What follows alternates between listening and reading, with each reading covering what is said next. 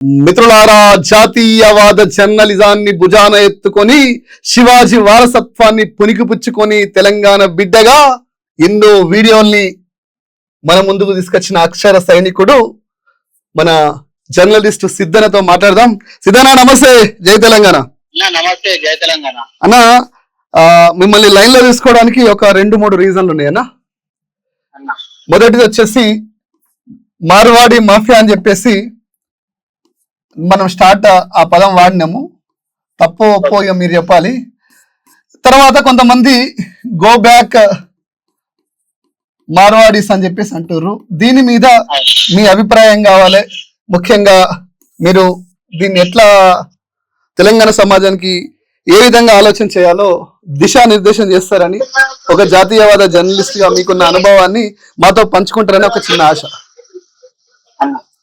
అన్న చెప్పన్నా. గోబ్యాక్ మార్వాడి ఏదైతే ఉద్యమం స్టార్ట్ అయిందో అన్న, ఇది ఇక్కడ నుంచి అంటే అందరూ ఏమనుకుంటున్నారంటే మోండా మార్కెట్ లో ఒక ఎస్సీ అబ్బాయిని మార్వాడులు కొట్టంగానే అక్కడి నుంచి ఇదంతా స్టార్ట్ అయింది అనుకుంటున్నారు. కాదన్న, ఇదంతా ఏంటంటే కంచె ఎలయ్య అనేటోడు ఎప్పుడైతే ఈ రాహుల్ గాంధీ సమక్షంలో కూర్చొని ఎప్పుడైతే మాట్లాడడం స్టార్ట్ చేసిందో అప్పుడే ఈ వీళ్ళ టూల్ కిట్ అన్నది ఎక్స్పోజ్ అయింది. నేను కొన్ని రోజుల కింద 10 రోజులు 15 రోజుల కింద నేను ఒక ఫోటో షేర్ చేసిన. కంచె ఎలయ్య గారు కూర్చున్నాడు రాహుల్ గాంధీ ముందర అంటే కంపల్సరిగా తెలంగాణలో కులం మతం పేరు మీద గొడవలు స్టార్ట్ అవుతాయి అనేసి.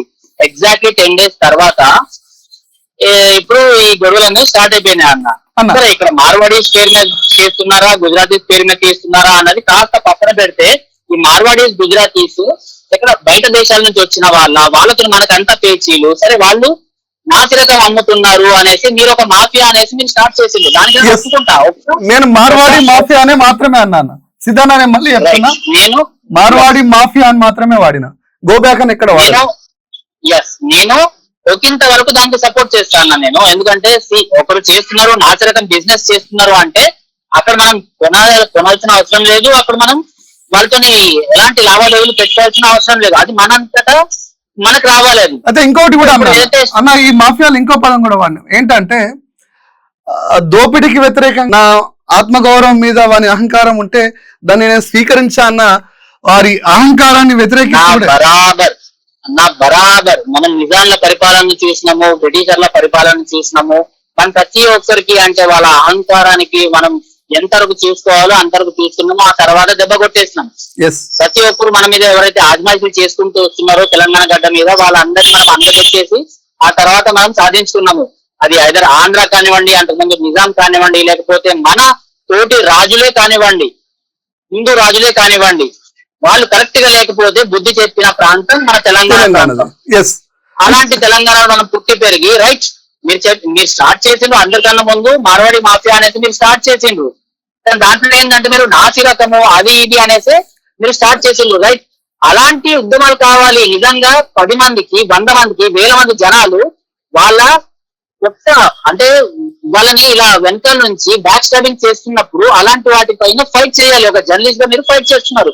అక్కడ వరకు ఓకే. బట్ ఇది ఇప్పుడు ఎలా అయిపోయింది అంటే, మొన్న ప్రెస్ క్లబ్ లో ఒక ఆయన మాట్లాడుతూ ఈ నార్త్ ఇండియా వాళ్ళు బయట నుంచి వచ్చి ఇదంతా చేస్తున్నారు, సో నార్త్ ఇండియా సెపరేట్ గా సౌత్ ఇండియా సెపరేట్ గా చేసేయాలి అనేసి ఈ భావాలన్నవి వాళ్ళు బయటికి తీసుకొస్తున్నారు. ఈ సౌత్ ఇండియా నార్త్ ఇండియా అన్నది విడగొట్టాలి అనేసి. దీన్ని నేను 1 minute లో కన్క్లూడ్ చేస్తా అన్న.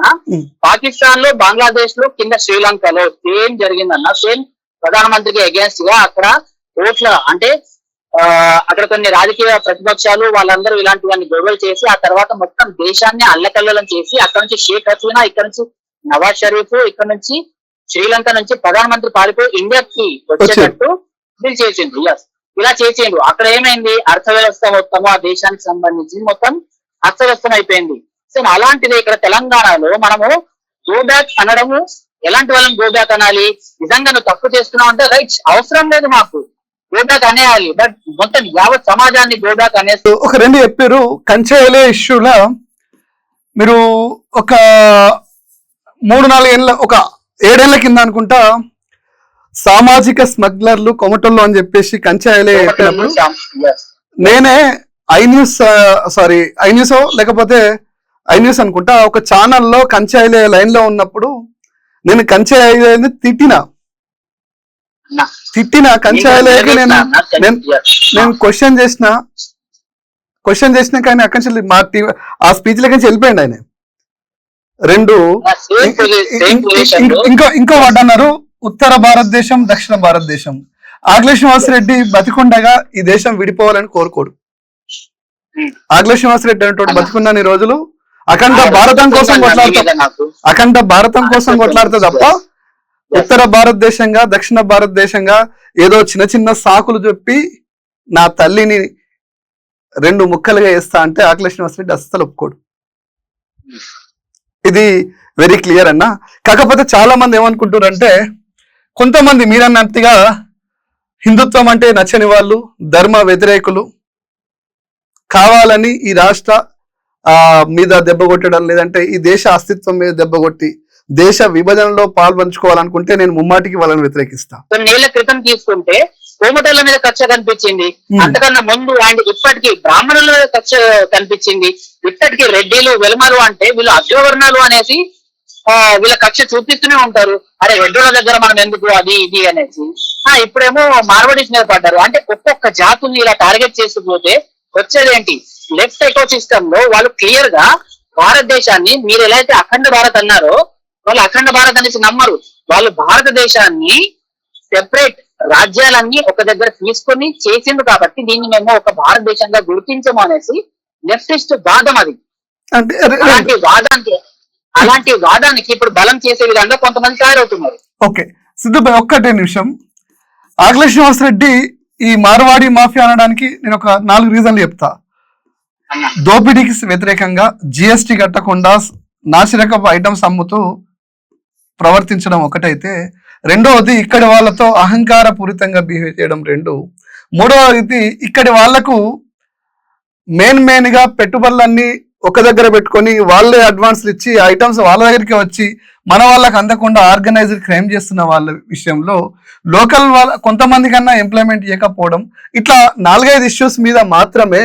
ముఖ్యంగా నిన్న వాడెవడో నాకు తెలియదు, నేను ఇప్పుడు కూడా చెప్తున్నా, వాడెవడో చేతులకి గాజులు కట్టుకోలేదని, 2 తెలంగాణ బిడ్డలు 2000 వస్తే తాగి తిని పంటరని, కష్టం చేత కాదని చెప్పేసి అన్నోళ్ళని, ఆ అహంకారాన్ని. తప్పన్నా ఆయన పేరు వచ్చేసి ఏదో దోషి అనేసి బీజేపీ నుంచి ఉన్నాడు, విఘ్నేష్ తెలంగాణ సంథింగ్. అయితే ఆయన నంబర్ కూడా నేను ఇప్పుడే అరవింద్ అనేసి SCRPS నుంచి ఎస్సీ రిజర్వేషన్ పరీక్షణ సమితి నుంచి ఆయన దగ్గర నుంచి ఆయన నంబర్ తీసుకోవడం జరిగింది. నేను ఇప్పుడు ఆఫీస్కి వెళ్ళంగానే ఆయనకి డైరెక్ట్ కాల్ చేస్తాను. నేను రోడ్ పక్కన ఆపేసి మీతో మాట్లాడుతున్నా. అయితే తెలంగాణ వాళ్ళ పైన ఏదైతే ఈయన మాట్లాడిండో, మందు తాగి పండుకుంటారు, వ్యాపారాలు చేయడం చేత కాదు అనేసి, అది ముమ్మాటికి అది ఖండన చేయాల్సిందే, ఖండించాల్సిందే. అండ్ ఇంకోటి, హోండా మార్కెట్ లో ఏదైతే ఎస్సీ అబ్బాయి పైన జరిగిన దాడి, నిజంగా అది ఆ దాడి జరగాల్సింది కాదు, కానీ జరిగిన తర్వాత కూడా వాళ్ళు అహంకారణ ధోరణితోని కనీసం క్షమాపణలు చెప్పకుండా ఇక్కడ దాకా తీసుకొచ్చిండు. దాన్ని హైజాక్ చేసింది ఇంకెవరో మళ్ళా. రైట్, ఇది మంచి లైన్కి వచ్చినాం. వాస్తవంగా దాడిలో గాయపడ్డ వ్యక్తి మీకు ఐడియా ఉందా? అరవింద్ అనేసి SCRPS అన్న ఐడియా ఉందా? అరవింద్ నాకు ఐడియా ఉన్నారు, మాట్లాడినా గంట క్రితమే నేను మాట్లాడినా. ఓకే, అరవింద్ ఏమంటున్నాడు? వాళ్ళు క్షమాపణలు చెప్పడానికి వాళ్ళు ఇప్పుడు ముందుకు వస్తున్నారు అనేసి నాకు మాట్లాడడం జరిగింది. వాళ్ళు ఇప్పుడు 1 hour క్రితం ఈ రోజు వాళ్ళు మొత్తానికి దేశాలకు క్షమాపణలు చెప్తారు అనేసి వాళ్ళు చెప్పిండ్రంట. అయితే నేను ఒకటే చెప్పిన, ఏదన్నా ఎలాంటి క్షమాపణలైనా కూడా వాళ్ళ అహంకారాన్ని పక్కన పెట్టేసి వాళ్ళ వ్యాపార సామ్రాజ్యం నుంచి బయటకు వచ్చి ప్రెస్ క్లబ్ వేదికగా అందరి ముందర క్షమాపణలు చెప్పాలి. ఎస్, సూపర్ గా చెప్పినావు. ఇంకొకటి సిద్ధనా, దీనిలో నేను ఒక 2-3 ఇష్యూస్ మీ మీద పెడుతున్నా, మీరే సమాధానం చెప్పాలి. తెలంగాణ ఆకలిని ఓర్చుకుంటుందేమో కానీ అహంకారాన్ని భరించదు, ఆత్మగౌరవాన్ని విడిచిపెట్టదు. ఆత్మగౌరవం దెబ్బతిన మీరు ఏదైతే ఈ లైన్ అంటున్నారు కదా, నేను ఉండే నా ఏరియాలో నా ఇంటి ముందర మార్వాడోళ్ళతో నాకు పేచి ఉంది, కానీ నేను ఎప్పుడు మార్వాడి గో బ్యాక్ అనేసి నేను అనలేదు. నాకు ఎంత పేచి ఉంది అంటే పోలీస్ స్టేషన్ వరకు పేచి ఉంది. వాళ్ళని పోలీస్ స్టేషన్ కి లాగిన తర్వాత అంటే నాకు దమ్ము ఉంది కాబట్టి నేను లాగే వాళ్ళని ఎక్కడ ఎలాంటి నీళ్లు తాపాలో అలాంటి నీళ్లు నేను తాకుతున్నా. ఆ దమ్ము నాకుంది. తెలంగాణ పౌరుడిగా నేను ఇక్కడ పుట్టి పెరిగినట్టుగా నాకు ఆ దమ్ము ఉంది కాబట్టి నేను ఇదంతా ఫైట్ చేస్తున్నా. నాకు ఫైట్ ఆయన ఒక్కడితోనే, నేను మొత్తం మార్వాడి సమాజంతో కాదు కదన్నా. అయ్యో, నేను సమాజం కూడా కాదు, మన ఇంట్లో ఒకడు అంతా కూడా ఉంటే ఇడిచిపెడతావా మనవాడని? పట్టిస్తావా పోలీసులు? ఎగ్జాక్ట్లీ. మార్వాడిలో ఉన్న డబ్బుతో, అహంకారంతో, మదంతో మాట్లాడే వాళ్ళ మీద ఆకుల శ్రీనివాసరెడ్డి ఎప్పుడు జీర్ణించుకోడు, సహించడు. అట్లాగే ఇప్పుడు తెలంగాణ సమాజంలో కూడా విపరీతమైన చర్చ జరుగుతుంది. దోమాలైనా కానీ, నాచి రకమైన వస్తువులే కానీ, జిఎస్టి విషయంలో కానీ ఇలా చర్చ జరుగుతుంది. అది ఖచ్చితంగా అరికట్టబడుతుంది. రెండు అలా ఈ విషయం పైన నేను ఇప్పుడు క్లారిటీ ఇస్తానన్నా. రైట్, దోమాల్ దందా అంటున్నారు, మార్వాడి వాళ్ళు చేస్తున్నారు అనేసి అంటున్నారు, గుజరాతీ వాళ్ళు చేస్తున్నారు అంటున్నారు. మార్వాడి గుజరాతీస్ చేస్తున్నారు అంటే వాళ్ళ బట్టలు ఇప్పి వాళ్ళని నిలబెట్టించి జిఎస్టీ కట్టండి అనేసి చెప్పాల్సిన బాధ్యత ఇక్కడ తెలంగాణ ప్రభుత్వం ఉంది, మనం అందరిది. కానీ వీళ్ళే చేస్తున్నారా? ఇంకా వేరే వాళ్ళు ఎవరు చేయలేదు. ఎవరైనా ఇదే మీరు ఇదే మీరు చార్మినార్ సైడ్ వెళ్ళి చూడండి, లేకపోతే ఇంకేదైనా ఏరియాకి వెళ్ళి చూడండి. మైనార్టీస్ వాళ్ళు ఎలాంటి రుబాబ్ చేస్తున్నారు. ఇప్పుడు వీళ్ళు ఏదైతే అంటున్నారు కదా, కొంతమంది పోస్టులు చేస్తున్నారు, నాసిరకం సామాన్లు మాకు అంటగట్టేసి దాన్ని రిటర్న్ తీసుకోమంటే మమ్మల్ని కొట్టడానికి మీరు వస్తున్నారు అనేసి. అరే కనీసం ఆయన చేయలేపిండు, మీరు కనీసం చార్మినార్ దగ్గరికి వెళ్ళి ఈ సామాన్ వాపస్ తీసుకోండి అంటే మూతి పనులు రాలుతాయి. అలాంటి పొజిషన్ లో బతుకుతున్నాం మనం ఇప్పుడు. సో వాళ్ళపైన మాట్లాడదు, వాళ్ళపైన లేవైన నోర్లు ఇక్కడ కేవలం మన అన్నదమ్ములైనా ఇలాంటి వాళ్ళపైన ఎందుకు వేస్తున్నారు? సిద్ధునా, నాకు ముస్లిమ్స్ అయినా మార్వాడీస్ అయినా ఇద్దరు ఒకటే. ఇద్దరు ట్యాక్స్ ప్లేయర్స్ ఇక్కడికి వచ్చి బిజినెస్ చేసుకుంటే నాకు కూడా ఇద్దరు సేమే. కాకపోతే ఒకరిపైన లేస్తున్న నోర్లు ఇంకొకరిపైన ఎందుకు లేస్తారు? 100% మిమ్మల్ని అనట్లేదు, ఎవరైతే హైజాక్ చేసిందో వాళ్ళని అంటున్నా. మీరు కరెక్ట్ గానే మీరు పద్ధతి ప్రకారం కొడుతున్నారు, అంత బాగానే చేస్తున్నారు. మీరైనా భరత్ అన్న అయినా కూడా. వాస్తవంగా ఇక్కడ చర్చ జరగాల్సింది ఏంది? మార్వాడి తెలంగాణకి మీరు చెప్పినట్టు జిఎస్టీ పైన, నాసిరకం పైన, ఇలాంటి వ్యాపారాలు వీటన్నిటికంటే నేను చాలా చెప్తున్నా, మార్వాడి అనే వాళ్ళదా మనం ఏం చేయాలి, ఏం చేస్తే ఈ మార్వాడీలు వల్ల మనకు హాని ఉండదు?